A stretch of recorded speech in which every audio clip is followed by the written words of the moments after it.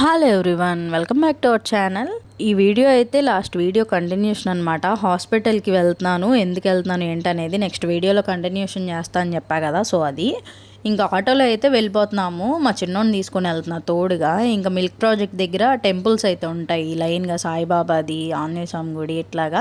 So దండం పెట్టేసుకుంటున్నాడు అనమాట మా చిన్నోడు. బేసిక్గా భక్తి ఎక్కువ అనమాట మా చిన్నోడికి పెద్దోడికి.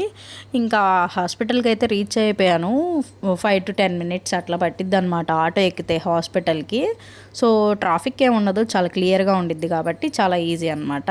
సో అసలు ఈ మేడంని కలిశాక మేడం అన్న ఒకే ఒక్క మాట ఏంటంటే, నీకు ఎర్లీగా మ్యారేజ్ అవ్వడం వల్ల నీకు 2 పిల్లలు పుట్టేశారు కాబట్టి సరిపోయింది. ఇన్కేస్ ఈ ఏజ్లో కనుక నీకు మ్యారేజ్ అయ్యి ఉండుంటే పిల్లలు పుట్టడం కష్టం అయ్యి ఉండేది అని అన్నారు. అసలు ఎందుకు ఆ మాట అన్నారంటే, అసలు మెయిన్లీ నేను హాస్పిటల్కి వెళ్ళాల్సిన అవసరం ఎందుకు వచ్చిందంటే, నాకు ఒక 1 year నుంచి ఇర్రెగ్యులర్ పీరియడ్స్ అనమాట. సో ఎట్ ఏ టైం ఒక 3 months పీరియడ్ రాకపోయేసరికి భయమేసి లేడీ డాక్టర్ని అయితే కన్సల్ట్ అయ్యాను. సో తనైతే స్కానింగ్ రాశారు, దానిలో అయితే వాటర్ బబుల్స్ ఉన్నట్టు తేలిందనమాట.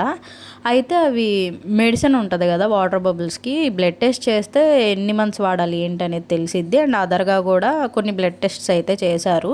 అది రిజల్ట్ ఏంటి అనేది నెక్స్ట్ వీడియోలో షేర్ చేస్తాను. ఇంక ఇప్పుడే బ్లడ్ తీసాను కదా, ఒక 5 minutes కూర్చో తలీసిరేసిద్ది అంటే కూర్చొని వీడియోలు తీసుకుంటా ఉన్నా.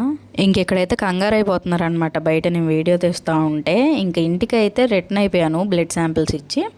ఇంకా టిఫిన్ ఏం చేయకుండా వెళ్ళాను కాబట్టి ఆరు అనుకుంటూ సాంబార్, తెల్ల వంకాయలు ఫ్రై చేసా. ఇంకా అది వేసుకొని తినేస్తున్నాను. ఈ షార్ట్ అయితే ఇంతే. నచ్చితే లైక్, షేర్, సబ్స్క్రైబ్. బాయ్.